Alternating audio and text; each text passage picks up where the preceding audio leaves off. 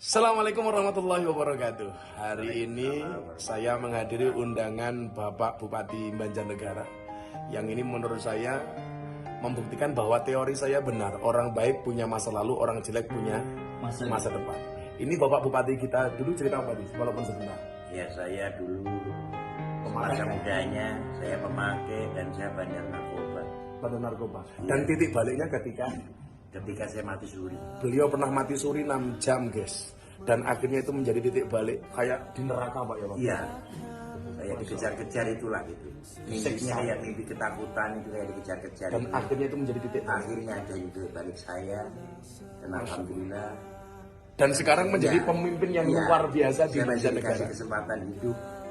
Ya. Saya harus berbuat baik untuk sesama manusia. Ya, ini bisa menjadi inspirasi bagi kita semuanya. Sejelek apapun kamu, insya Allah kalau kamu bertobat, Allah akan mengampuninya. Terima kasih Pak Bupati.